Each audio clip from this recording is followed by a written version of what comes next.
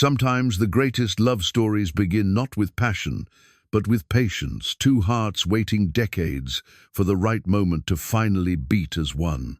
There's something beautiful about finding love later in life, when wisdom replaces recklessness and every touch carries the weight of all the years that led to it. Lady Elenora is a widowed healer who has spent her life caring for others in her remote stone keep. For decades, she has lived under the protection of Corvin, an ancient vampire bound by honor to guard her family. He watches from the shadows, never crossing the line between protector and something more. But one storm-filled night changes everything. A hidden magic awakens in Eleonora's blood, calling to Corvin in ways he has resisted for centuries. Will this awakening destroy their careful balance, or finally unite two souls who have waited lifetimes for love? Before we jump back in, tell us where you're tuning in from. And if this story touches you, make sure you're subscribed, because tomorrow I've saved something extra special for you. The ancient stone medallion caught the morning light as Lady Elenora Blackthorn lifted it from her nightstand, its weathered surface warm against her palm, despite the autumn chill that seeped through the keep's thick walls. She had worn it every day for 43 years, since the morning after her wedding to Edmund, when his grandmother had pressed it into her hands with trembling fingers and whispered words about protection and bloodlines that Elenora had dismissed as the ramblings of an old woman lost in grief. Now, at 63, with silver threading through hair that had once been the color of burnished copper, Elenora understood that some whispers carried more truth than proclamations shouted from castle towers. The medallion pulsed gently against her chest as she fastened its worn leather cord around her neck, a rhythm that had become as familiar as her own heartbeat over the decades. The keep had been her sanctuary since Edmund's death 20 years past, perched on the edge of the thornwood forest like a stone sentinel, keeping watch over secrets older than memory. What had once been a thriving woodland was now a dying expanse of gnarled trees and twisted branches, their leaves falling earlier each year, their roots drinking from soil that seemed to grow more barren with each passing season. Yet the keep itself stood strong, its walls thick enough to muffle the worst of winter's howling winds, and its chambers spacious enough to house both her healing practice and the growing collection of refugees who sought sanctuary in these troubled times. Eleonora's morning routine had changed little over the years. She rose before dawn, dressed in practical wool and linen, and made her way to the herb garden that she tended with the same careful attention her grandmother had shown her as a child. The garden thrived despite the forest's decline, perhaps because of the natural spring that bubbled up from deep within the earth, providing clear water that never froze even in the harshest winters.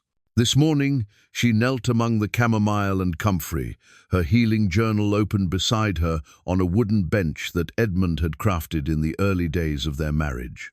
The leather-bound tome had grown thick with pressed flowers, detailed sketches of medicinal plants, and carefully documented remedies collected over decades of practice. Each page told a story of healing, of lives saved and suffering eased, of the quiet satisfaction that came from using one's hands and knowledge in service to others. Lady Elenora? The voice belonged to young Mira, barely 16, and heavy with her first child, who had arrived at the keep 3 months ago when raiders burned her village to the ground. "The tinker's boy is here again," says his fever's gotten worse. Elenora rose slowly, her knees protesting the movement more than they had even 5 years ago. "Bring him to the healing chamber, child. And ask Garrett to prepare a steam tent with eucalyptus. The boy's lungs need clearing." The tinker's boy was 8 years old, thin as a reed, with the hollow-eyed look of a child who had seen too much of war's aftermath. His mother had died in the same raid that destroyed Mira's village, and his father spent more time drowning his grief in ale than caring for his son. It was a story that had become all too common in these borderlands, where 3 kingdoms met and none took full responsibility for the protection of those caught between their ambitions. As Elenora prepared her remedies, grinding willow bark and measuring honey, she found herself thinking of the changes that had crept across the land like shadows at sunset. There had been a time when the local lords maintained some semblance of order, when traveling merchants felt safe on the roads and harvests were celebrated with festival and song. But that time felt as distant as her childhood now, replaced by an age of shifting alliances and armies that seemed to multiply like weeds after rain. The keep had become an island of stability in an increasingly chaotic world. Word had spread among the displaced and the desperate that Lady Elenora would turn no one away, that her healing arts could ease suffering that others deemed hopeless, that she asked no questions about past loyalties or current affiliations. They came to her farmers, whose crops had been burned, merchants whose caravans had been raided, soldiers bearing wounds both visible and hidden, and watching over them all, though few realized it, was Corvin. Elenora had grown used to the sensation of being observed, a gentle awareness that had developed so gradually over the decades that she could barely remember a time without it. The villagers spoke of him in whispers. When they spoke of him at all, the shadow guardian, the dark protector, the vampire who had sworn an oath to the Blackthorn bloodline in ages past. Most dismissed such tales as folklore, the kind of stories that grew wild in the telling around winter fires. But Elenora knew better. She had seen him, though he believed himself unseen. A tall figure moving through moonlight with inhuman grace, checking the keep's defenses, ensuring that no threat approached undetected. Sometimes she caught glimpses of him in her peripheral vision, dark hair that seemed to absorb starlight, pale features that belonged to classical statuary rather than mortal flesh, eyes that held depths she could not fathom. He never intruded upon her daily life, never made demands or sought acknowledgement. He simply existed at the edges of her world, a constant presence that had become as natural to her as the changing of the seasons. The arrangement suited them both, she supposed. He fulfilled whatever ancient obligation bound him to her family, and she maintained the fiction that she required no supernatural protection. It was a delicate balance, built over years of careful respect for boundaries neither of them had ever openly discussed. As the afternoon wore on, and she tended to her patients, Elenora found herself reflecting on the strange shape her life had taken. She had married young, as was expected of a woman of minor nobility, and had loved Edmund with the steady devotion of a companion rather than the wild passion of ballads and romantic tales. Their marriage had been comfortable, built on shared values and mutual respect, though they had been denied the children they both desired. Edmund's death from fever had left her alone, but not entirely helpless. The keep and its lands provided sufficient income, her healing skills ensured she would never lack for purpose, and the mysterious protection that watched over her meant she could live independently in a way that would have been impossible for most widows. She had crafted a life of meaning from the pieces that remained, finding satisfaction in service to others, and peace in the rhythms of simple living. Yet lately she had begun to notice changes that had nothing to do with the political upheavals beyond her walls. Sometimes, when she worked in her garden or prepared her remedies, her hands seemed to know things they had not been taught. Herbs would practically leap into her grasp when she needed them most. Patients with injuries that should have been fatal would recover with startling speed under her care. And the medallion that had been merely an heirloom for so many years had begun to grow warm at moments when danger approached the keep.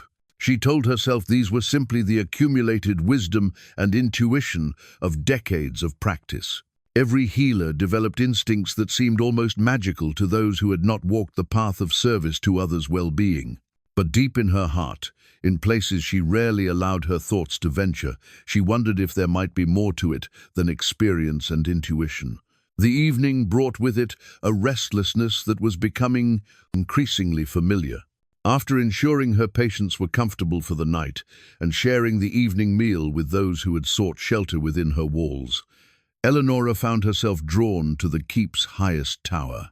The narrow stone stairs that spiraled upward had been carved centuries ago, worn smooth by countless footsteps, and climbing them always felt like ascending through layers of history. From the tower's peak, she could see across the dying forest to the lands beyond, where cook fires dotted the darkness, and the movements of distant armies created shifting patterns of light against the horizon. War was coming, everyone could feel it in the air, like the pressure before a storm.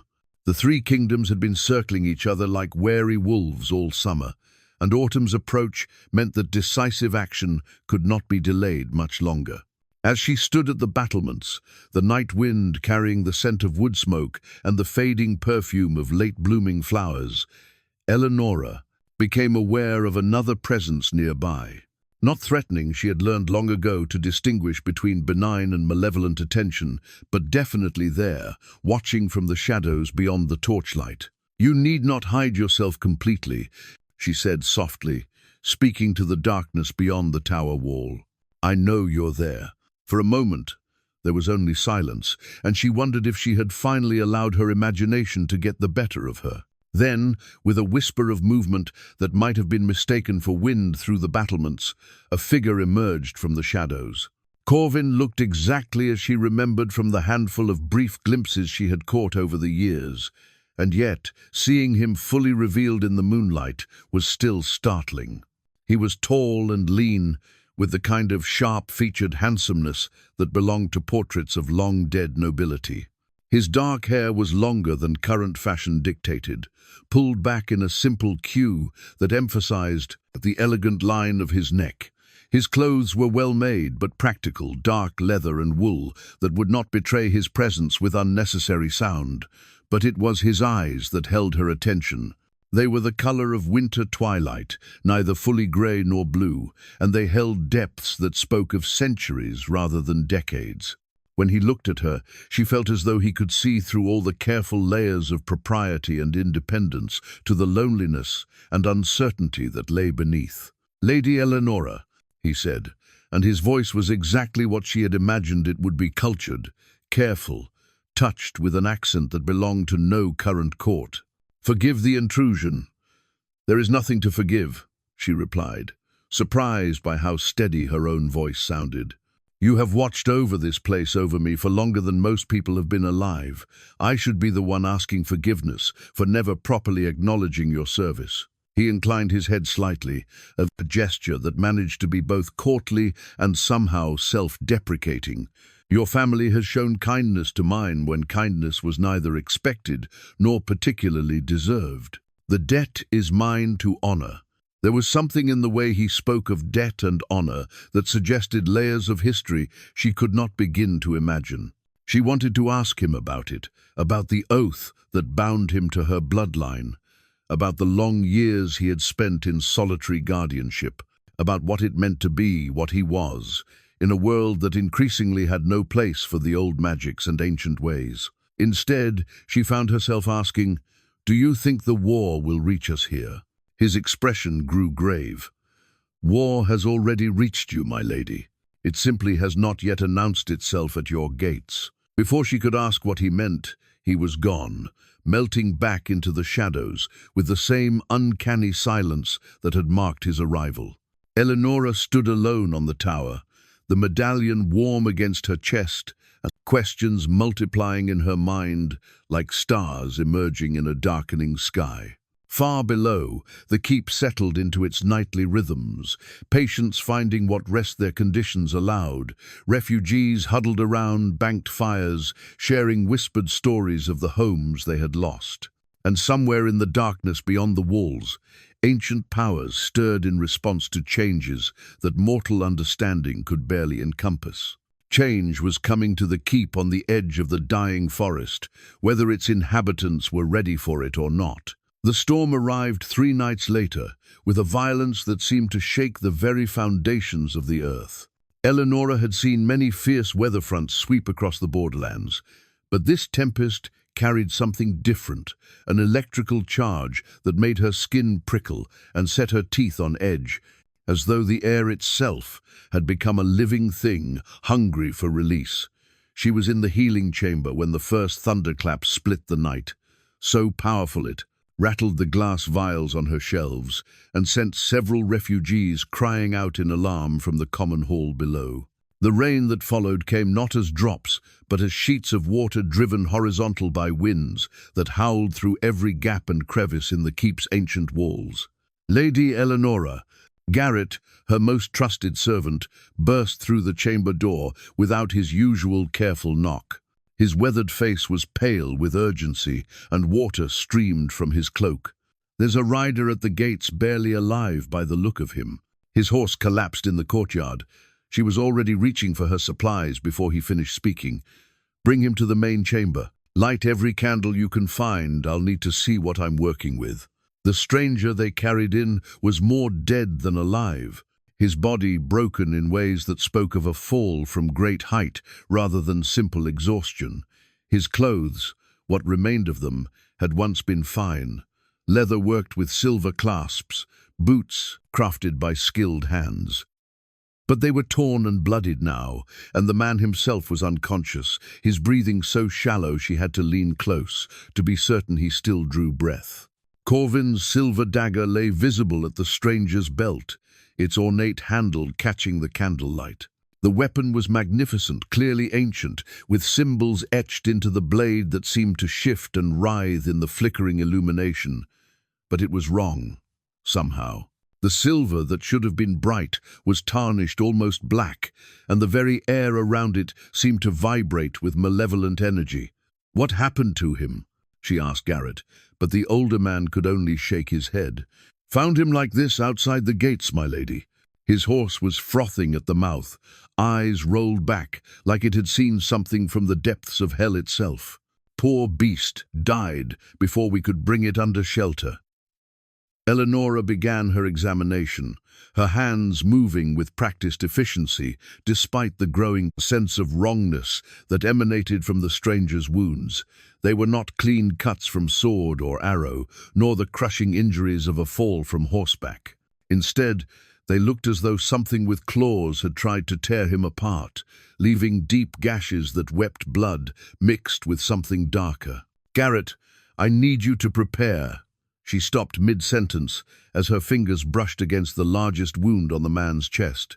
The moment her skin made contact, pain lanced through her hand like molten metal, followed immediately by a surge of something that felt like lightning running through her bones. The stranger's eyes snapped open, revealing pupils dilated with pain and something that might have been terror. "The shadows," he whispered, his voice raw as gravel. "They're coming. The old compact is broken, and they're coming for all of us." "Hush now," Elenora soothed, though her heart was racing from whatever had passed between them when she touched his wound. "You're safe. Here, let me help you." But even as she spoke, she knew that conventional healing would not be enough. The wounds were already showing signs of infection that defied natural law, dark veins spreading from each gash like ink through water. Whatever had attacked him had left something behind, some taint that her normal remedies would never touch. The storm outside grew more violent, if such a thing were possible. Lightning struck so frequently that the chamber was lit almost continuously by stark white flashes, and the thunder had become a constant rumble that seemed to emerge from the earth itself rather than the sky. And with each flash of lightning, the medallion at Eleonora's throat grew warmer. "I need," the stranger began, then convulsed so violently that Garrett had to hold him down. "The bloodlines. They're hunting the bloodlines. You have to—" Another convulsion cut off his words, and this time, when the spasm passed, his breathing had grown even more labored. Desperation clawed at Eleonora's chest as she watched him failing despite her efforts. She had saved countless lives over the decades, brought healing to injuries and illnesses that others had deemed hopeless. But this was beyond her knowledge, beyond anything she had encountered in all her years of practice. The medallion was burning now, hot enough that she could feel it through her dress, and with the heat came something else, a sense of power that seemed to rise from somewhere deep within her chest, like a spring finding its way to the surface after years of drought. "Please," she whispered, not certain to whom she spoke, "show me what to do." As if in answer to her plea, her hands began to move without conscious direction. She found herself reaching for herbs she rarely used, combining them in proportions that made no logical sense, speaking words that seemed to come from some ancestral memory rather than her own learning. The moment her modified poultice touched the stranger's wounds, the chamber filled with light that had nothing to do with lightning. It was warm and golden, emanating from her hands themselves, and where it touched the dark infection, the taint began to recede. The stranger cried out, not in pain this time, but in relief so profound it brought tears to his eyes. The black veins that had been spreading through his system began to fade, and his breathing, which had been growing steadily weaker, suddenly strengthened.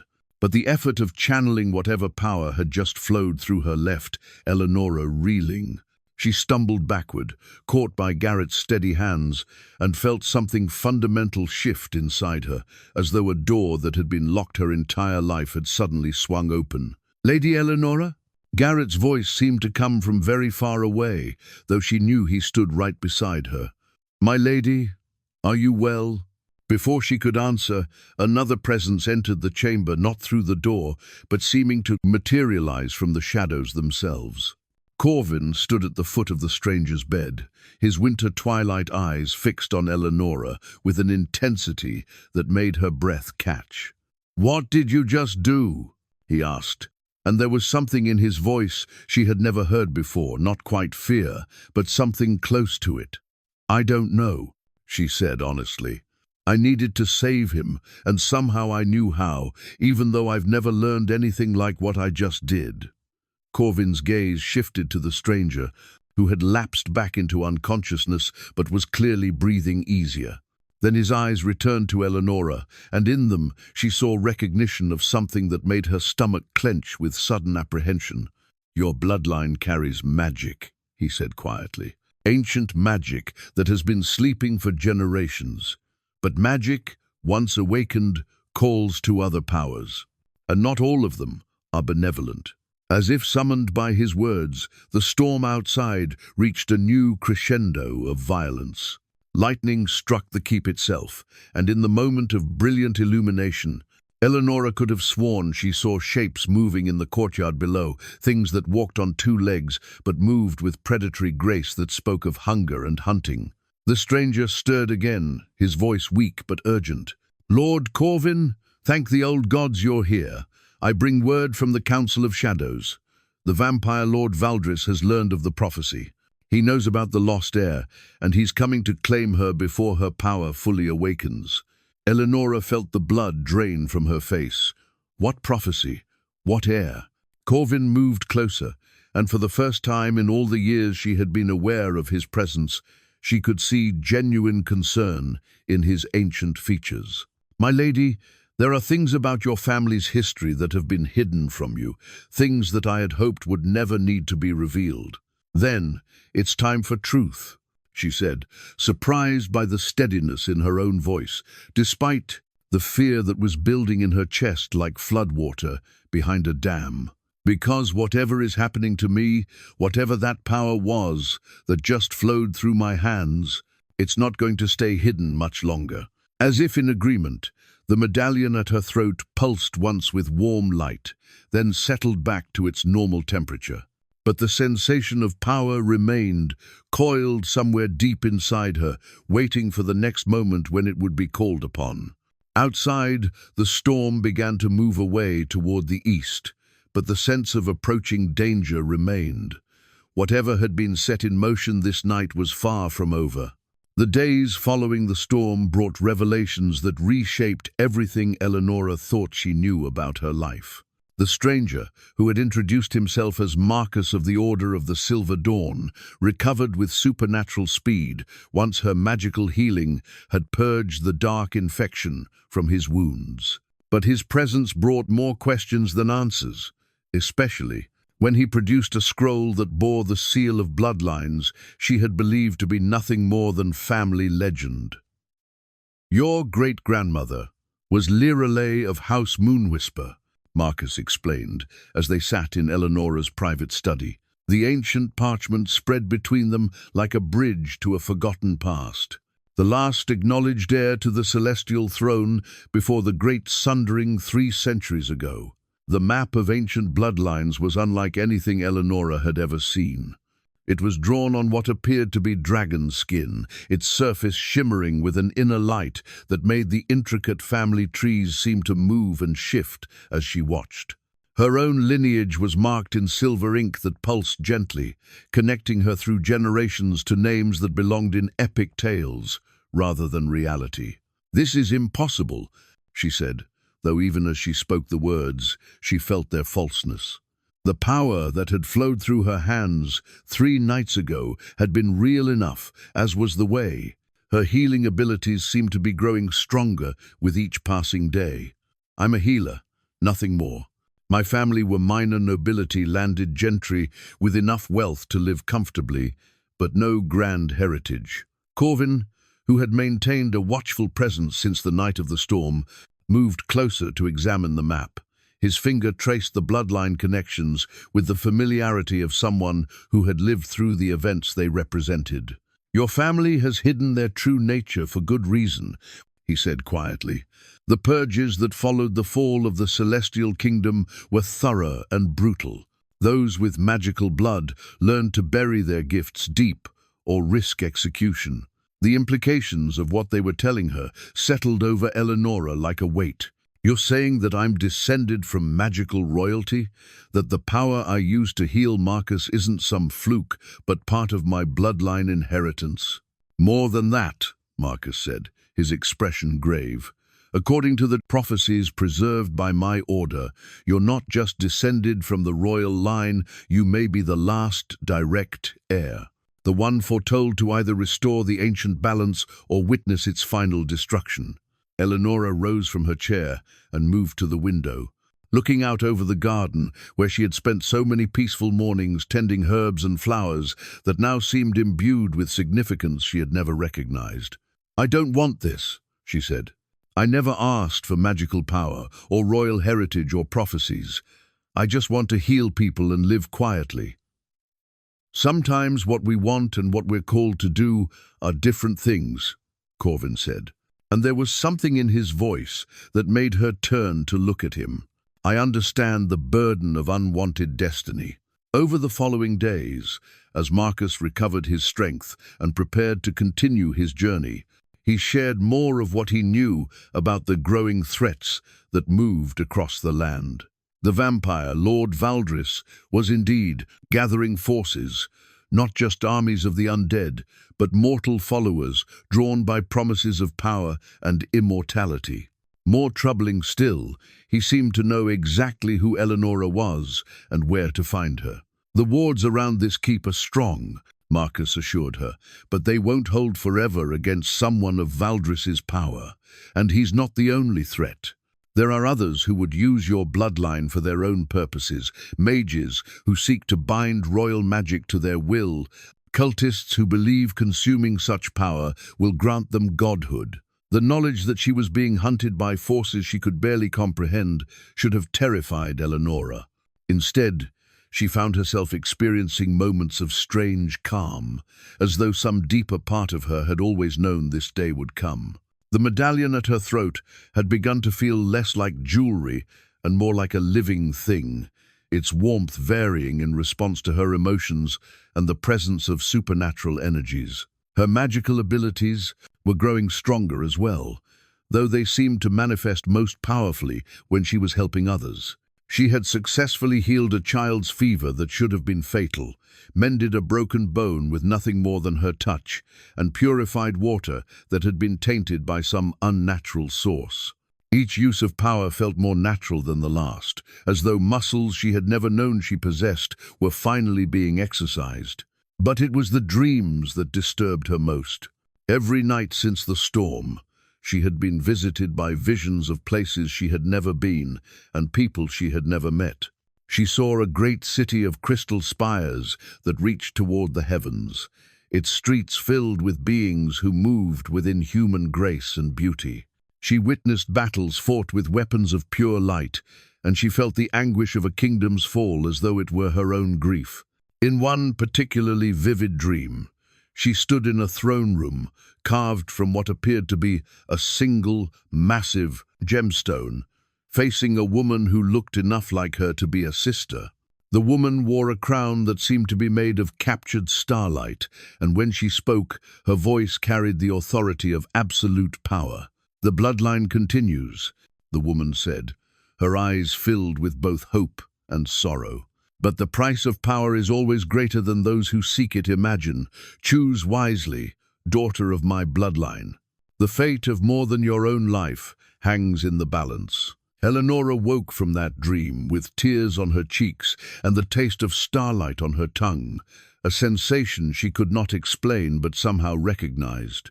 "You're having the ancestral dreams," Corvin said when she described the visions to him. They were walking in her garden in the early morning before the daily stream of patients and refugees began. "It's a sign that your power is truly awakening. The memories of your bloodline are beginning to surface." "How do you know so much about my family's magic?" she asked. Marcus spoke of ancient compacts and binding oaths, but he was vague about the details. Corvin was quiet for so long that she thought he might not answer. When he finally spoke, his voice carried the weight of centuries. "Because I was there when the first compact was made. Your ancestress, Lirelei, saved my life when I was dying of a curse that would have consumed my humanity entirely. In return, I swore to protect her bloodline for as long as any of her descendants drew breath." The revelation should not have surprised her. She had known he was old, had suspected his connection to her family ran deeper than simple duty. But hearing him speak of her great-grandmother as someone he had personally known made the magical heritage feel suddenly, overwhelmingly real. "What was she like?" Elenora asked softly. "Brave," Corvin said without hesitation, "compassionate, willing to risk everything to help others, even when those others included creatures like myself that most would. Consider monsters." His eyes met hers, and she saw in them an acknowledgement that made her heart skip. "She was very much like you." As they stood together in the garden, where she had found so much peace over the years, Elenora felt something shift between them, a recognition that their relationship was evolving beyond the careful boundaries that had defined it for so long. The knowledge that he had known and cared for her ancestress created a connection that felt both ancient and immediate. Whatever was coming, whatever forces were gathering to threaten the quiet life she had built, she would not face them alone. The blood-bound compass arrived with the dawn, carried by a raven whose eyes gleamed with intelligence that belonged to no ordinary bird. The creature perched on Elenora's windowsill and waited patiently while she broke the wax seal on the message tube attached to its leg, its presence somehow both ominous and reassuring. The compass itself was a work of art, as much as magic carved from what appeared to be black pearl and silver, its needle pointing not toward magnetic north, but toward something far more significant. As Elenora held it, the needle swung to point directly at her heart, trembling with an intensity that spoke of power, recognizing power. The accompanying message was brief but troubling. "The old bloodlines stir. Choose your allies carefully. The Council of Shadows watches." It was signed with a symbol she did not recognize, a crescent moon cradling a star. "Another complication," Marcus observed as he examined the compass over breakfast. His recovery had been remarkable, though he still moved with the careful precision of someone whose body remembered recent trauma. "That symbol belongs to the Moonshard Covenant. They're not exactly enemies, but their methods can be questionable." Corvin's reaction to the compass was more immediate and concerning. The moment he saw it, his expression darkened, and she caught the subtle shift in his posture that spoke of readiness for violence.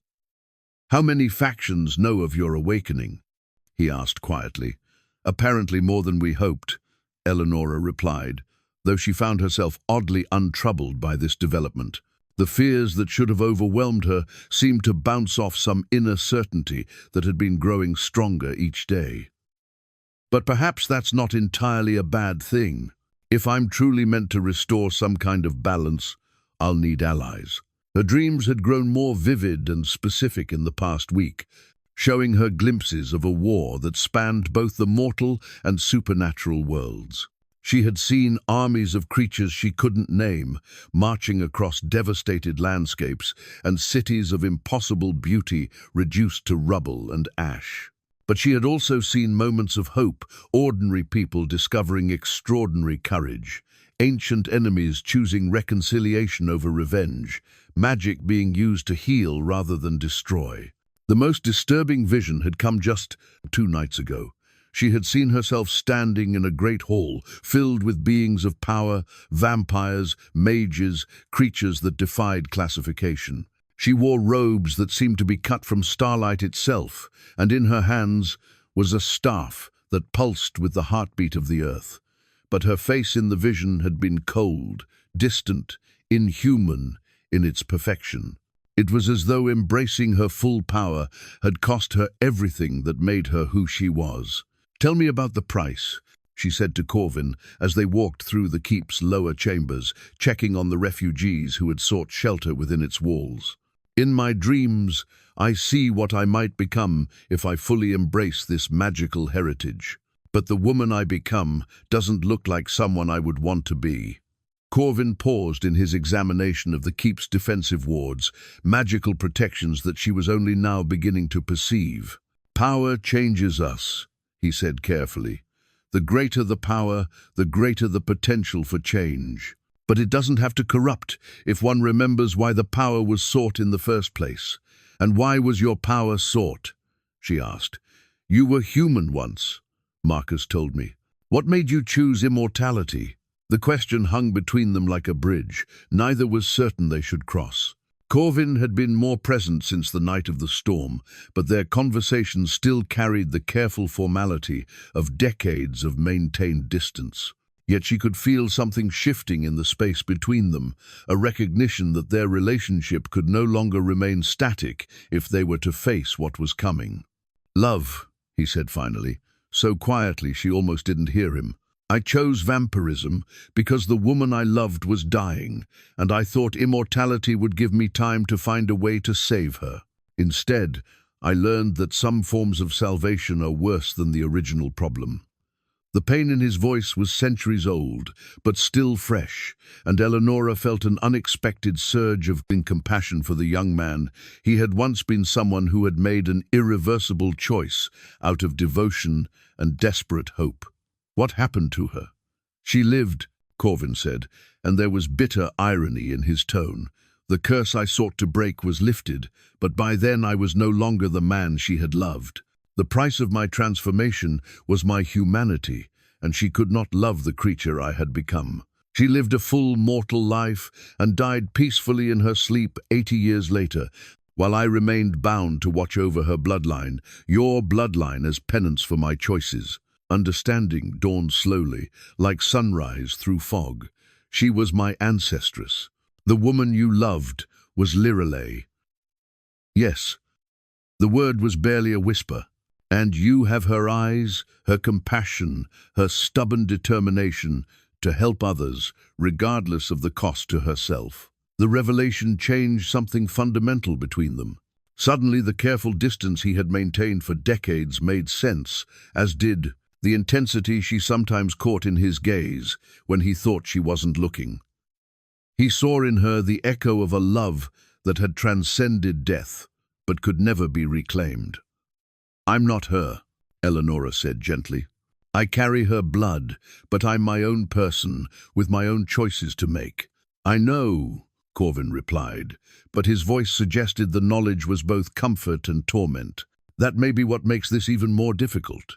Their conversation was interrupted by a commotion from the courtyard, voices raised in alarm and the sound of horses approaching at speed.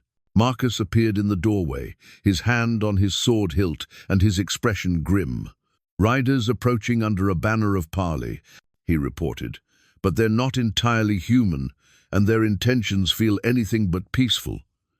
Elenora felt the compass in her pocket grow warm, its needle spinning wildly, before settling to point toward the approaching visitors. Whatever power they carried was significant enough to affect the ancient artifact, which meant this was likely another faction drawn by her awakening abilities. "How many?" Corvin asked, already moving toward the courtyard. "A dozen," Marcus replied, "led by someone who feels old, vampire, old, but not quite right. There's something else mixed in with the undead energy." As they made their way to the keep's main entrance, Elenora found herself drawing on the growing reservoir of power that seemed to expand daily within her chest. She didn't know what these visitors wanted, but she was beginning to understand that her quiet life of healing and service was truly over. From now on, every choice she made would have consequences that reached far beyond the walls of her sanctuary. The compass in her pocket pulsed once more, its magic recognizing that the bloodline it was designed to track was about to face its first real test. The obsidian mirror hung in the deepest chamber of the keep, a relic that Elenora had always assumed was merely an ornate decoration left by previous inhabitants. But as the supernatural visitors waited in her courtyard under their banner of false parley, the mirror's surface began to ripple like disturbed water, showing glimpses of possible futures that made her stomach clench with dread. She saw herself standing over Corvin's lifeless form, her hands glowing with power that had come too late to save him. She saw the keep burning while creatures of shadow danced in the flames. She saw herself transformed into something magnificent and terrible, ruling over a world where magic had consumed everything human and gentle. But scattered among the dark visions were threads of hope, images where she stood, hand in hand with Corvin, while light returned to the dying forest, where the refugees in her care lived to see peace restored to the land. "The mirror shows possibility, not certainty," Marcus said softly, coming to stand beside her in the hidden chamber. "But it's warning you that the choices you make in the next few hours will determine which future comes to pass." The visitors had identified themselves as emissaries of the Crimson Court, a vampire coven that claimed neutrality in the growing supernatural conflict. Their leader, a woman who called herself Lady Seraphine, had the kind of beauty that belonged in ancient paintings, pale skin that seemed to glow with inner light, hair like spun gold, and eyes the color of fresh blood. But there was something wrong about her, something that made the very air around her feel tainted. "She's not purely vampire," Corvin had reported after observing them from the shadows. "There's something else, demon blood, perhaps, or worse. Whatever she is, she's far more dangerous than she appears." The parley had been arranged in the keep's great hall, with Elenora seated in the ancient chair that had once belonged to the keep's founders.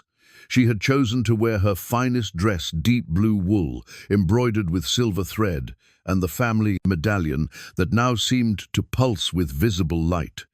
If she was to represent the bloodline these creatures sought, she would do so with dignity. Lady Seraphine swept into the hall with theatrical grace, her crimson gown trailing behind her like spilled blood. Her escort remained near the doors, their hands resting on weapons that gleamed with unnatural light. "Lady Elenora of House Moonwhisper," Seraphine said, her voice carrying harmonics that seemed designed to bewitch the listener. "How lovely to finally meet the lost heir we've heard so much about." "I am Lady Elenora Blackthorn," Elenora replied carefully. "This is my home, and you are my guests under the ancient laws of hospitality. State your business plainly." Seraphine's smile was sharp as a blade, direct. "I admire that in a potential ally. We come to offer you protection, dear lady. The supernatural world is fragmenting into war, and those with powerful bloodlines will need strong friends to survive what's coming. And what would such protection cost? Nothing that you would miss," Seraphine said with practiced casualness. "A small portion of your magical essence, freely given, to bind our covenant. In return, the Crimson Court would ensure your safety and help you develop your considerable potential." The offer was so transparently a trap that Elenora almost laughed. But before she could respond, the obsidian mirror's vision flashed through her mind herself as something magnificent and inhuman, ruling over a world where compassion had been sacrificed for power. "I thank you for your offer," she said formally, "but I must decline. My magic serves healing and protection, not conquest or binding." Lady Seraphine's expression didn't change, but the temperature in the hall dropped noticeably. "How unfortunate. We had hoped to avoid more direct methods of securing your cooperation." The attack came without further warning. Seraphine's escorts moved within human speed, their weapons trailing shadows that seemed to eat the light itself. But they had underestimated both Elenora's growing power and the defenses that had been built into the keep over centuries. Corvin materialized from the shadows near the great hearth, his own ancient sword singing as it met the first attacker's blade. Marcus appeared at Elenora's side, silver daggers flashing as he engaged two more of the creatures. But it was Elenora herself who turned the tide of battle. The power that erupted from her was unlike anything she had felt before, not the gentle warmth of healing magic, but something raw and primal that seemed to draw from the very stones of the keep itself. Light blazed from her hands, and where it touched Seraphine's minions, they simply ceased to exist, not destroyed but unmade, as though reality itself rejected their presence. Lady Seraphine snarled, her beautiful facade falling away to reveal something with too many teeth and eyes, like burning coals. She launched herself at Elenora with claws extended, moving faster than thought, and froze mid-leap as Corvin's blade found her heart. "You chose poorly," he said quietly, as she crumbled to ash at their feet. "This bloodline is under my protection." In the aftermath of violence, as they checked the keep for any remaining threats and tended to minor wounds, Elenora found herself trembling not with fear, but with the lingering effects of the power she had channeled. It had felt intoxicating in a way that terrified her, the rush of absolute authority over life and death, the sense that she could remake reality according to her will. "Is this what happened to my ancestress?" she asked Corvin as they stood alone in the great hall, the bodies of their enemies already dissolved to nothing more than stains on the ancient stones. Did she feel this temptation to use power for its own sake? "Yes," he said simply, "and it was her resistance to that temptation that made me love her." The word hung between them, like a bridge that neither could cross easily. Love, not the ancient devotion of a guardian to his charge, but something immediate and personal and dangerous. "Corvin," she began, but he stepped closer, close enough that she could see the silver flecks in his twilight eyes, close enough to feel the unnatural stillness of his breathing. "I have tried for decades to maintain proper distance," he said, his voice rough with suppressed emotion. "But watching you discover your power, seeing you choose compassion over dominion, even when it would be easier to simply take what you want, I can no longer pretend that what I feel is merely duty." When he kissed her, the world exploded into light, not the harsh illumination of battle magic, but something warm and golden that seemed to flow from where their lips met through every corner of the keep. The dying plants in her garden burst into sudden bloom. The refugees sleeping in the halls woke from nightmares into peaceful dreams, and the very stones of the ancient walls hummed with renewed strength. But it was the look in Corvin's eyes when they broke apart that stole her breath, wonder and joy, and something that might have been hope, as though her kiss had awakened possibilities he had thought lost forever. "What have we done?" she whispered, though she made no move to step away from his embrace. "Something that will either save us both," he replied, "or destroy everything we're fighting to protect." Corvin's heartstone had been a secret he'd carried for 3 centuries, hidden beneath his shirt against skin that no longer knew warmth. The crystallized fragment of his lost humanity had remained cold as winter glass since the day of his transformation, a constant reminder of what he had sacrificed for love that could never be reclaimed. But now, as he stood watch on the battlements, while Elenora slept in the chamber below, the stone pulsed with gentle heat that spoke of impossible possibilities. The siege had begun. At dawn, 3 days after Lady Seraphine's failed embassy, The enemy came not as a conventional army, but as a tide of darkness that flowed across the dying forest like spilled ink.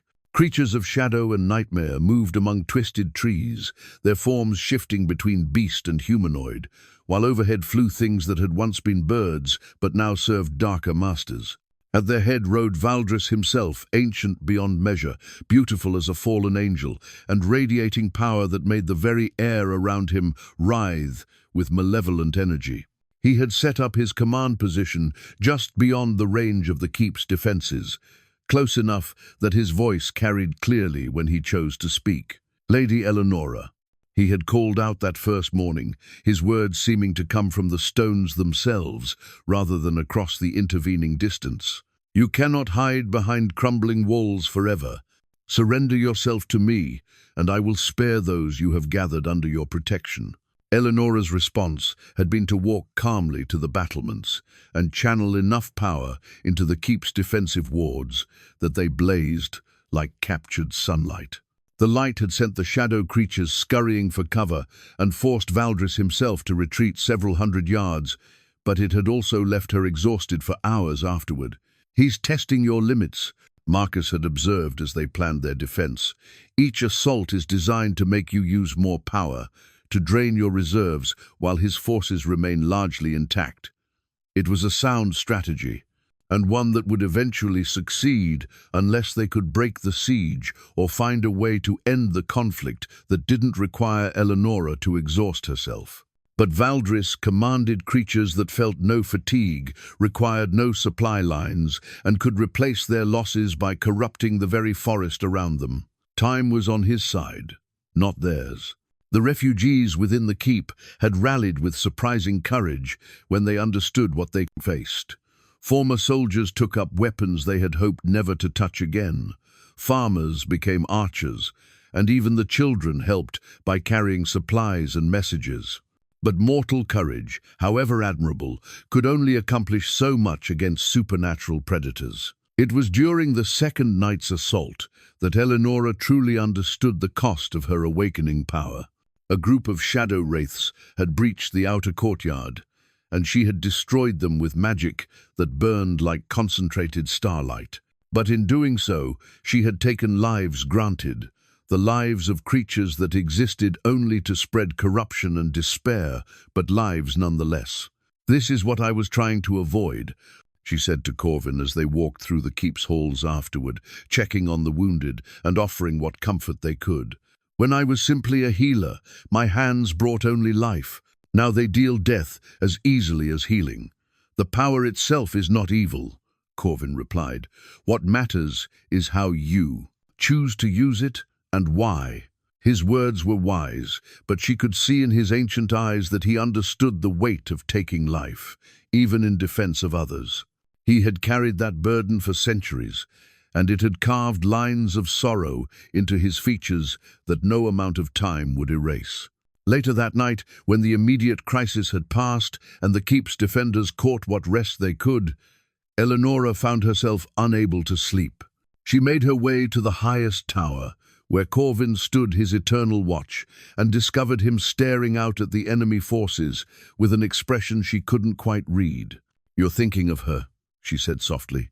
It wasn't really a question. She had learned to recognize the particular quality of sadness that crossed his features when memories of Lirelei surfaced. "I'm thinking of choices," he corrected gently, "and of the difference between love that seeks to possess and love that seeks to protect." Elenora moved to stand beside him at the battlements, close enough to feel the unnatural coolness that always surrounded him, close enough to see the way starlight caught in his dark hair. "Tell me about the Heartstone," she said. His hand moved unconsciously to his chest, where she knew the crystal lay hidden. "How did you?" "I can sense it," she said. "It carries magic of a different sort than anything else around you. Older magic, human magic." For a long moment, she thought he might not answer. Then, with the careful movements of someone revealing a wound that had never properly healed, he unfastened his shirt and drew out the stone. It was beautiful and heartbreaking, a crystal the size of her thumb, perfectly clear, but shot through with veins of gold that pulsed in rhythm with his heartbeat.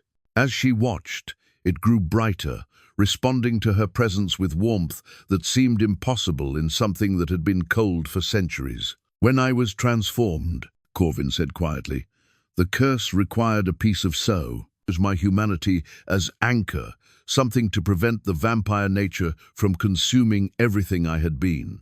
The stone holds my capacity for mortal love, mortal hope, mortal dreams of a future beyond mere existence. And it's warming because of me. Yes." The word was barely a whisper. "Which should be impossible. The stone has been dead since Lirelei passed beyond my reach. I thought it would remain so forever." Elenora reached out slowly, giving him time to pull away if he chose, and placed her fingertips against the crystal. The moment her skin made contact, light blazed between them, not the harsh illumination of battle magic, but something warm and golden and alive. She felt an echo of the young man he had been, full of hope and dreams, and a love so pure it had led him to make the ultimate sacrifice. "You're not the same person you were 3 centuries ago," she said, her hand still touching the stone that pulsed with increasing warmth. "And I'm not Lirelei, despite our shared blood. Whatever this is between us, it's ours to define." When he kissed her this time, it was different from their first embrace in the Great Hall. That had been desperate, charged with the aftermath of battle and the relief of survival. This was deliberate, tender, full of acknowledgement that they were choosing each other despite all the reasons why they shouldn't. The Heartstone blazed like a captured star, and throughout the keep, the effects were immediate and profound. The wounded healed faster, the exhausted found their strength renewed, and even the dying forest beyond the walls seemed to pause in its decay. Where their love touched the world, life returned. Valdris felt that, Corvin said against her lips, and she could hear both wonder and concern in his voice. "Power like that will draw his full attention. Let it," Elenora replied, surprising herself with the fierce certainty in her words. "I'm tired of hiding, tired of reacting to threats instead of facing them. If he wants my power so badly, perhaps it's time he learned what that power is truly capable of." But even as she spoke with newfound confidence, she could feel something shifting in the magical forces that surrounded them. The siege was about to enter a new phase, one that would test not just their defenses, but the very foundations of who they were and what they were willing to sacrifice for each other. The binding crown called to Elenora in dreams before she ever saw it with waking eyes.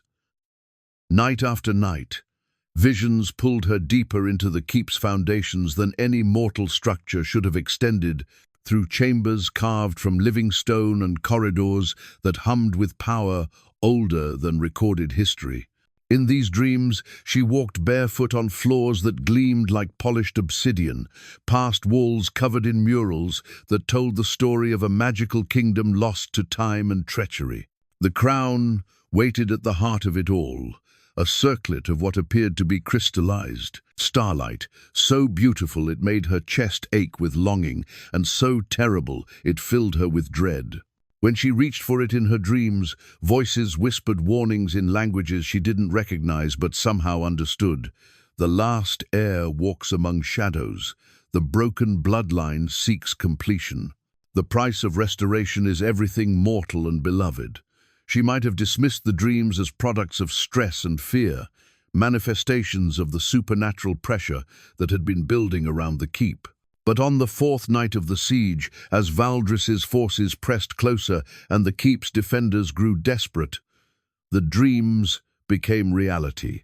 The hidden entrance revealed itself during the darkest hour before dawn, when she was alone in the healing chamber, tending to refugees who had been wounded in the latest assault. One moment she was grinding herbs by candlelight, and the next, the stone floor beneath her feet shifted, revealing stairs that descended into depths that should not have existed. "Lady Elenora," Marcus appeared in the doorway, drawn by some instinct that had served him well during his years with the Order. What is that? She could not answer immediately, because the pull from below was so strong it left her breathless. Every drop of magical blood in her veins sang in response to whatever lay waiting in those depths. The medallion at her throat had grown so warm it was almost painful, and the air itself seemed to thicken with anticipation. "I have to go down there," she said, though the words felt like they came from someone else's throat. "Whatever's happening to me, whatever I'm becoming, the answer is down there."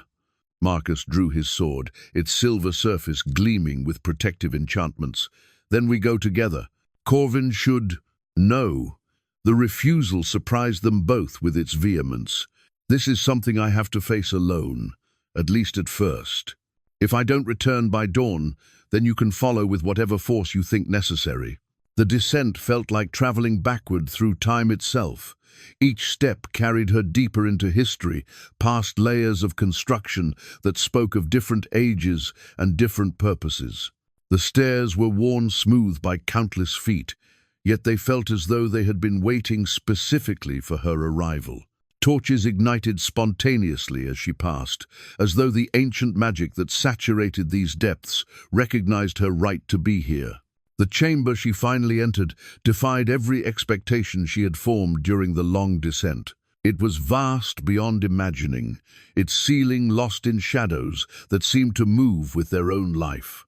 The walls were covered in murals that depicted the rise and fall of the celestial kingdom in exquisite detail, battles fought with weapons of pure light, cities that touched the sky, and rulers who wore crowns that seemed to capture the essence of stars themselves. But it was the figure waiting at the chamber's heart that stole her breath entirely. The woman standing beside the altar might have been her twin, if not for the subtle differences that spoke of different centuries and different choices. She was tall and regal, with silver hair that seemed to hold its own light, and eyes that contained depths of wisdom and sorrow. She wore robes that appeared to be cut from the fabric of night itself, and around her brow rested a circlet of silver and sapphire that pulsed with gentle power. "Ancestor," Elenora whispered, though she had never seen this woman before. She knew with absolute certainty who stood before her. "Last of my blood," the figure replied, her voice carrying the weight of prophecy and the warmth of family affection. "I am Lirelei of House Moonwhisper, and I have been waiting for you for 300 years. The impossibility of it should have broken Elenora's mind, but instead it felt like the final piece of a puzzle, clicking into place. "You're dead. Corvin told me you lived a full mortal life and died peacefully." Lirelei's smile was infinitely sad. "Death is not always the ending we believe it to be, especially for those who carry the weight of unfinished destinies. Part of me died in mortal flesh, yes, but part of me has remained here, bound to this place and this crown, until the bloodline could be restored." She gestured to the altar, where the binding crown waited in all its terrible beauty. Up close, Elenora could see that it was not made of any earthly material, but seemed to be crystallized magic itself, power given form and substance. "You are not simply descended from the royal line," Lirelei continued. "You are the prophesied heir, the one foretold to either restore the celestial kingdom or witness its final extinction. The choice, and the power to make it reality, rest with you alone." "I don't want to rule a kingdom," Elenora said, though the words felt hollow even as she spoke them. "I don't want power over others' lives." "Want has nothing to do with it," Lirelei replied, gently. "The kingdom fell because those who came before me chose personal happiness over cosmic responsibility. I chose duty over love, and in doing so, created the very tragedy I sought to prevent. Now the burden falls to you, and you must choose better than either of us did." The chamber around them began to shift and change, the murals coming alive to show her visions of possible futures. She saw herself wearing the binding crown, standing at the head of armies of light that swept the forces of darkness from the earth. She saw cities of crystal and starlight rising from the ashes of the current world. But she also saw the cost, her humanity burning away like chaff, her capacity for simple love and joy sacrificed on the altar of cosmic authority. "The crown will give you power beyond mortal comprehension," Lirelei explained, as the visions swirled around them. "You will be able to restore the ancient balance, to drive back the darkness that threatens to consume everything. But the magic required is transformative. You will become something beyond human, beyond mortal death or mortal love. Beyond Corvin." "Beyond Corvin," Lirelei confirmed. And there was real grief in her voice, as I was forced to move beyond him when I accepted my full heritage. The crown binds its wearer to duty that transcends personal attachment. Elenora approached the altar slowly, her hand extended toward the crown but not quite touching it. She could feel its power calling to something deep in her blood, promising solutions to every problem that plagued the mortal world. No more war, no more suffering, no more helpless watching as those she cared about faced dangers she could not shield them from. But she could also feel what acceptance would cost. The warm humanity that Corvin's love had awakened in her would be burned away, replaced by divine detachment that would make her as distant as the stars themselves. "There has to be another way," she said desperately. "Some path that doesn't require me to lose everything that makes me who I am." Lirali's expression grew infinitely compassionate. "Perhaps, but if such a path exists, you must find it yourself. I can only show you the choice that has been offered to our bloodline for generations: accept the crown and its power, or watch the world fall to darkness." Above them, muffled by stone and distance, came the sound of renewed assault. Valdris had begun his final push, and without her power to maintain the keep's defenses, those she had sworn to protect would die. The crown pulsed with invitation, offering her everything she needed to save them all. All she had to do was reach out and take it, accepting transformation that would make her capable of reshaping reality itself. Her fingers hovered inches from the crystallized starlight, and in that moment of perfect balance, she felt Corvin's presence far above, not just his physical form, standing guard on the battlements, but the essence of him that the Heartstone carried, warm and alive and human in all the ways that mattered. The choice that would determine the fate of two worlds hung in the space between her outstretched hand and the binding crown, while somewhere in the darkness above, the man she loved prepared to face an enemy he could not possibly defeat alone. The scepter of elements materialized from the chamber's shadows, as if responding to Elenora's internal struggle, floating through the air to hover within arm's reach. Unlike the binding crown with its crystallized perfection, the scepter radiated raw, untamed power that made her very bones ache with recognition. It was carved from what appeared to be fossilized lightning, its surface crackling with energies that spoke to every element that had ever existed: earth and air, fire and water, light and darkness, life and death. "The choice becomes more complex," Lirelei observed, her spectral form shimmering as the chamber's magic responded to the scepter's presence. "The crown offers transformation into something beyond mortality. The scepter offers power that could reshape the world, while allowing you to remain essentially yourself. But the cost, above them, the sound of battle, had grown more intense. Stone fragments rained down from the ceiling as something massive struck the keep's outer walls, and Elenora could feel the defensive wards failing one by one.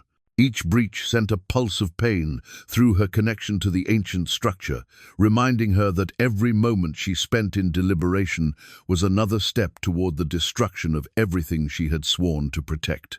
"The scepter will amplify your natural abilities 100-fold," Lirelei continued, her voice growing more urgent as the sounds of warfare intensified. "You could destroy Valdris and his entire army with a thought.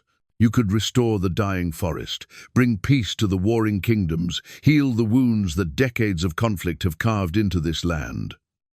"But," Elenora asked, though she could already sense the terrible weight of consequence that hung around the artifact. "But power of that magnitude, channeled through a mortal form, will burn away everything human within you, just as surely as wearing the crown would. Perhaps more slowly, allowing you to feel each piece of your humanity as it crumbles to ash. But inevitably, you would save the world and lose your soul in the process. As if summoned by their conversation, images began to form in the air around them, visions of what wielding the scepter would mean. Elenora saw herself standing atop the keep's highest tower, the weapon blazing in her hands as she called down elemental fury upon her enemies. Valdris and his creatures were swept away like leaves before a hurricane, and in the aftermath, she turned her enhanced abilities toward healing the broader world. She watched herself ending droughts with a gesture, stopping armies with a word, bringing justice to the oppressed and plenty to the doers, hungry. For a time, in the visions, she remained recognizably herself compassionate, gentle, guided by the same instincts that had made her a healer. But as the years passed in the magical projection, she began to change. Her interventions became more sweeping, more absolute. When rulers displeased her, she replaced them with others more suited to her vision of justice. When entire populations made choices she deemed harmful, she simply altered their desires to align with her will. The compassionate healer became a benevolent dictator, then something closer to a goddess who loved humanity in the abstract, but had forgotten what it meant to love individuals with all their flaws and freedoms. "Power corrupts," Lirelei said softly. "Not because it is inherently evil, but because it distances us from the consequences of our choices. When you can solve any problem with magic, you forget that struggle and growth are essential parts of the human experience." The chamber shuddered as something massive struck the keep directly overhead. Dust cascaded from the ancient ceiling, and several of the murals flickered as their magical illumination wavered. In that moment of disruption, Elenora felt Corvin's presence more clearly than ever, not just his physical location, but his emotional state. He was afraid, not for himself but for her and for the refugees who depended on them both. "There has to be a third path," she said desperately, "some way to defeat Valdris without losing myself in the process." "Perhaps," Lirelei replied, her form beginning to fade as the chamber's magic was drawn away to reinforce the keep's failing defenses. "But if such a path exists, you must forge it yourself. I can only show you the choices that have been offered to our bloodline: power that transforms, power that corrupts, or powerlessness that allows evil to triumph." "Then I choose something different," Elenora said, surprised by the strength in her own voice. "I choose to trust in the connections I've made, the love I've found, the community I've helped build. Maybe I can't reshape the world single-handedly, but I don't have to face this alone." She turned away from both the crown and the scepter, heading back toward the stairs that would take her to the surface and the battle that waited above. But Lirelei's voice stopped her at the chamber's threshold. "The power will call to you," her ancestor warned. "When you see those you love dying, when your own strength proves insufficient to protect them, the temptation to reach for ultimate authority will be overwhelming. Remember this moment, child of my blood. Remember that the choice to remain human is one that must be made again and again, especially in the moments when humanity seems weakest." The ascent through the keep's hidden depths felt like rising through layers of destiny itself. With each step, Elenora felt the weight of prophecy and magical inheritance pressing down on her, trying to convince her that individual choice was meaningless in the face of cosmic necessity. But she also felt something else, the warmth of Corvin's heartstone, calling to her across the distance, the bonds of affection and duty that connected her to every soul sheltering within the keep's walls. She emerged into the healing chamber to find chaos. The outer courtyard had been breached, and Marcus was coordinating a fighting retreat toward the keep's inner defenses. Wounded refugees streamed past her position, some carrying injuries that conventional medicine could never heal. "Lady Elenora," Marcus called out when he saw her, "thank the gods. We need your power to seal the breach, or they'll overrun us within the hour." She could feel his desperate hope, the faith that dozens of people had placed in her ability to save them. It would be so easy to return to the chamber below and claim the scepter, to end the battle with a display of elemental fury that would make songs for centuries to come. But, instead, she placed her hands on the nearest wounded refugee and channeled healing energy that was purely her own, warm, gentle, limited by her mortal form, but unlimited in its capacity for love. "Form up the defenses," she told Marcus as the man's wounds closed beneath her touch. "I'm going to the battlements to find Corvin. Whatever happens next, we face it together."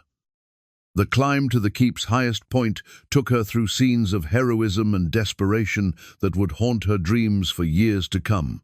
Former farmers stood shoulder to shoulder with trained soldiers, defending stairways with weapons they barely knew how to hold. Children no older than 10 carried water and arrows to the defenders, their young faces set with determination that spoke of courage inherited from ancestors who had faced darkness before. She found Corvin where she had expected at the very peak of the keep, standing alone against creatures of shadow that poured over the battlements like a tide of living nightmare. His ancient sword sang as it carved through supernatural flesh, but she could see that even his vampiric strength was beginning to fail. He had been fighting without rest for hours, and Valdris's forces seemed infinite. "You came back," he said when he saw her approach, his voice carrying relief and something that might have been pride. "I was afraid the crown had claimed you." "I found another way," she replied, moving to stand beside him as fresh waves of shadow creatures crested the wall. "Or I'm about to create one."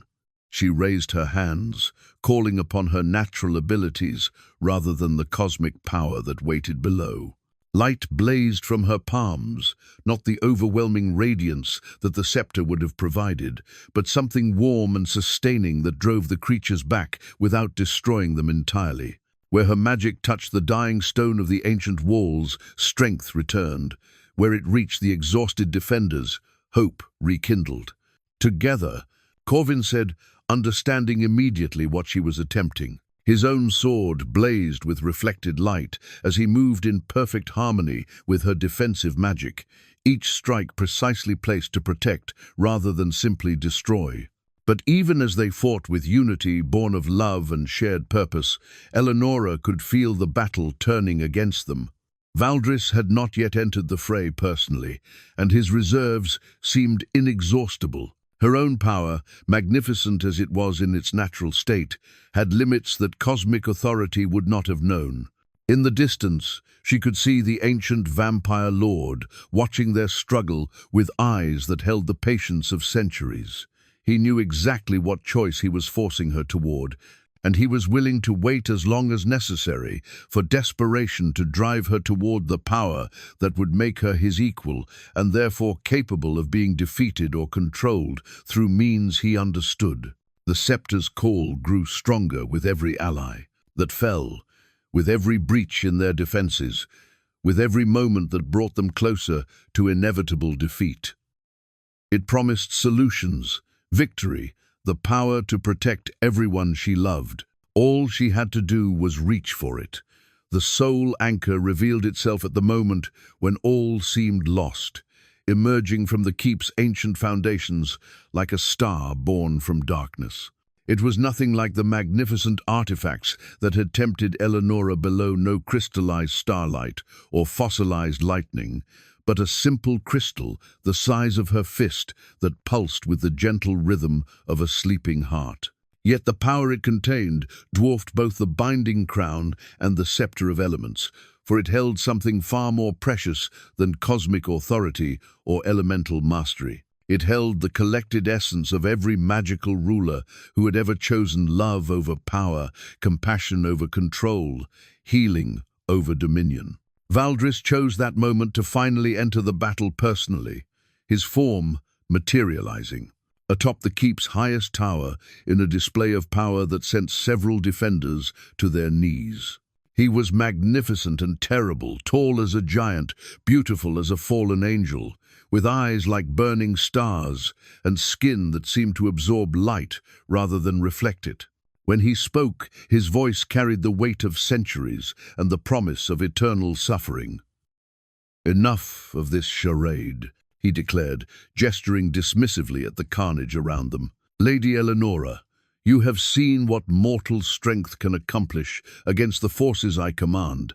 Accept your destiny, claim the power that is yours by right, and let us end this conflict as it was always meant to end, with the strong ruling over the weak." But as Elenora looked upon him, she saw something that neither prophecy nor ancestral visions had prepared her for. Beneath the magnificent horror of his supernatural form, she glimpsed the remnant of something that had once been human, a young man destroyed by loss, driven to seek immortality, not for its own sake, but as a desperate attempt to bring back someone he had loved. "You're not seeking to rule the world," she said, understanding flooding through her like sunrise after the darkest night. "You're trying to resurrect someone who died long ago, someone whose death broke something inside you that never healed." For the first time since his arrival, Valdris's perfect composure wavered. "You know nothing of my motivations, child." "I know what grief looks like," Elenora replied, the soul anchor warm in her hands as its power flowed through her without overwhelming or transforming her essential nature.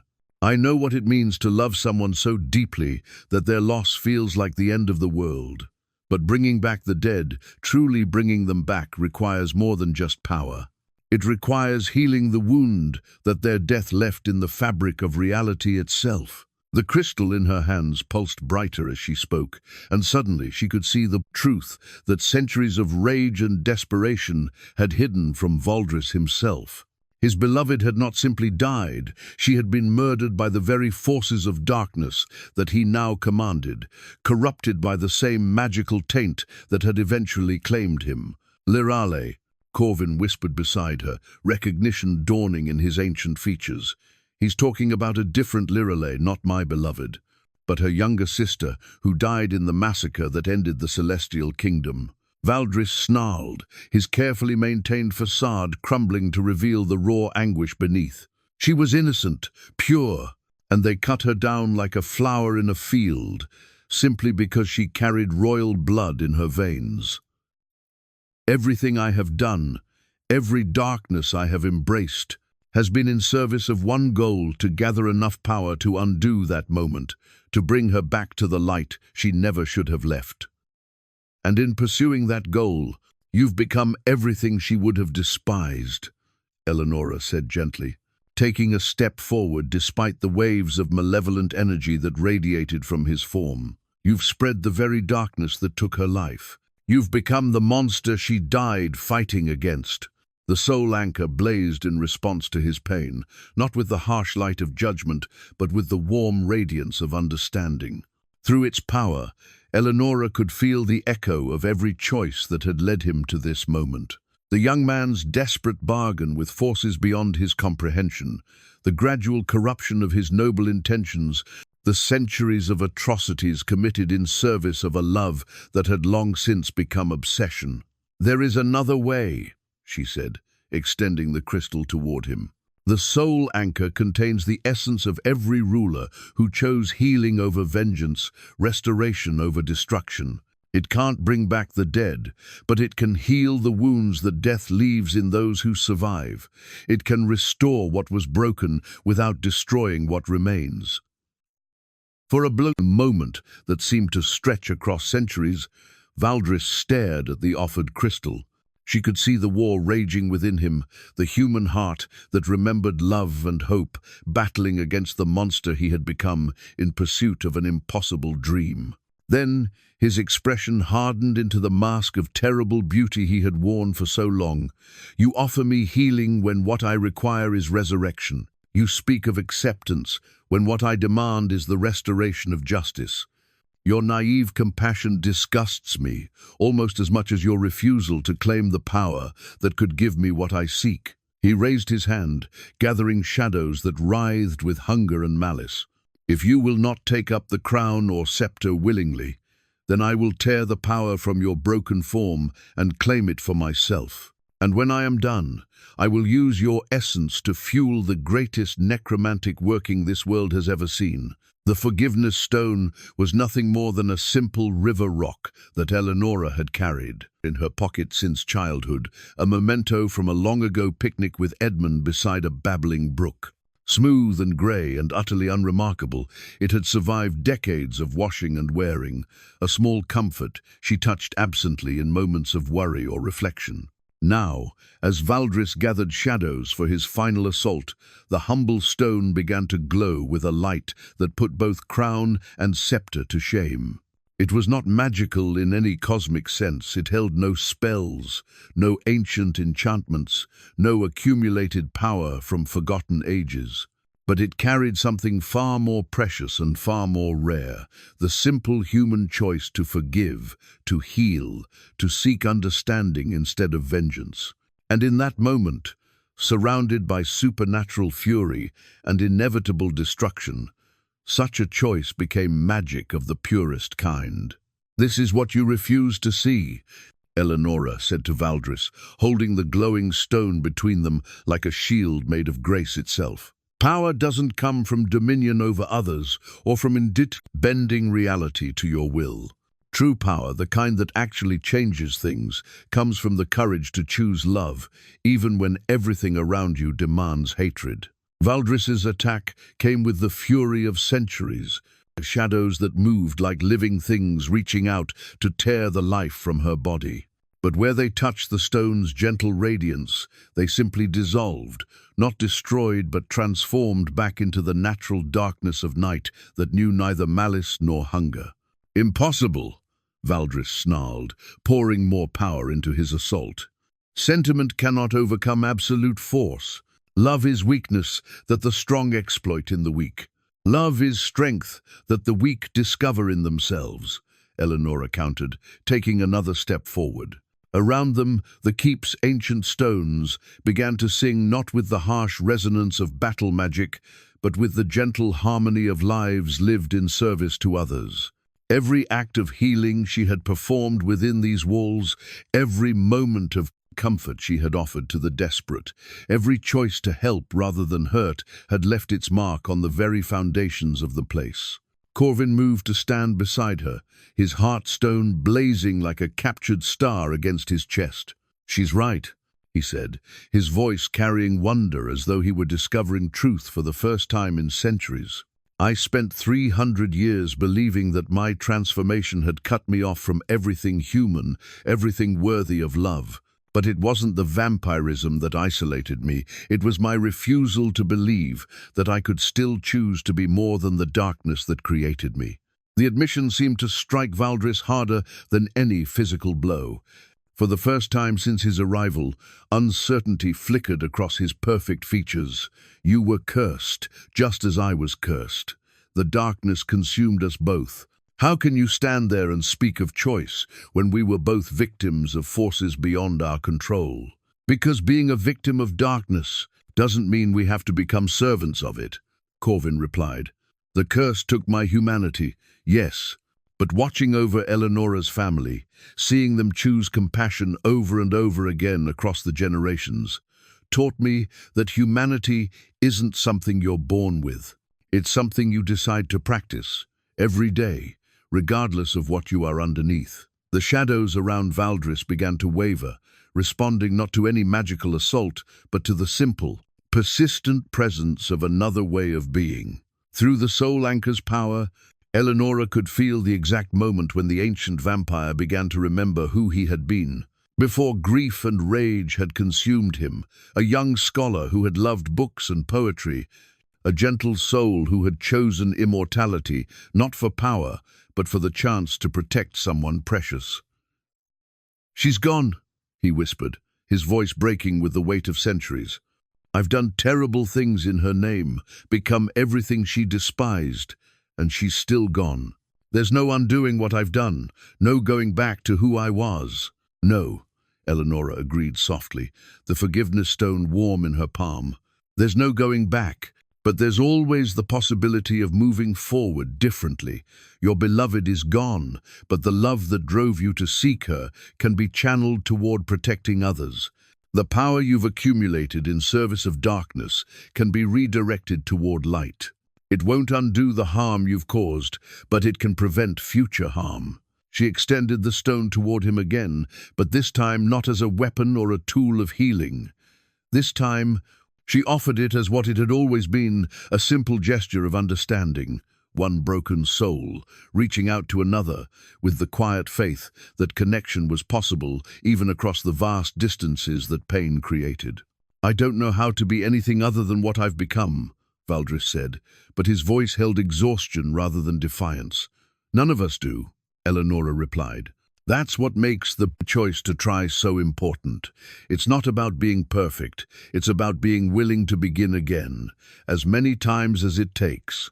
For a moment that seemed to span eternities, the fate of two worlds, balanced on the edge of a choice that had nothing to do with prophecy or cosmic destiny, and everything to do with one soul's willingness to believe in the possibility of redemption. When Valdris finally reached out to touch the forgiveness stone, the light that erupted from the contact was visible for miles around, not the harsh brilliance of judgment or the consuming fire of power unleashed, but the gentle radiance of a new dawn, breaking over a world that had learned, finally, to choose healing over harm. 6 months after the night that had changed everything, the wedding rings of starlight caught the morning sun as Elenora adjusted the simple band on her finger. Forged from meteoric metal by a smith who understood that the most precious things in life were often the simplest, the rings, and held no grand enchantments or cosmic powers. They were beautiful because they represented a choice, two souls deciding to walk forward together into whatever future awaited them. The keep had been transformed in ways that went far beyond simple restoration. Where Valdris's shadow creatures had torn holes in the ancient walls, new stone had grown to fill the gaps, not through magical artifice, but through the patient work of skilled masons who had come to help rebuild what had been damaged. The dying forest beyond the walls had begun to show signs of new life as well, green shoots pushing up through soil that had been barren for years. Valdris himself had chosen mortality over continued immortality, using the soul anchor to break the curses that had bound him to darkness for centuries. The transformation had been painful. She had held his hand through nights when the returning humanity felt like fire in his veins, but he had emerged from it as something unprecedented, a former vampire who retained the wisdom of ages without the hunger that had driven him to atrocity. "He's building a library," Corvin said, coming to stand beside her at the window where she watched their former enemy directing the construction of what would become a repository of knowledge gathered across centuries. "Says he wants to preserve the books and learning he collected during his years of darkness, make them available to scholars who can use wisdom without being corrupted by the methods used to acquire it." Corvin had made his own choice about mortality, one that surprised no one who truly knew him.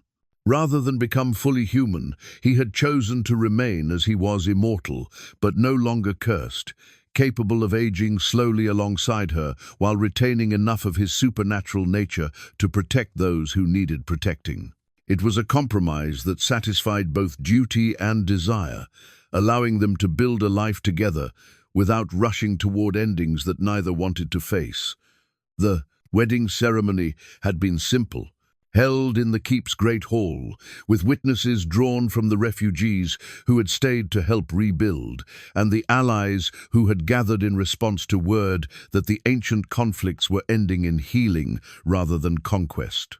Marcus had performed the service, his Order of the Silver Dawn, having expanded its mission from hunting darkness to shepherding the complex relationships between human and supernatural communities. "Do you ever regret it?" Corvin asked quietly, his fingers intertwining with hers as they watched the peaceful bustle of construction work below. "You could have wielded power that would have reshaped the entire world.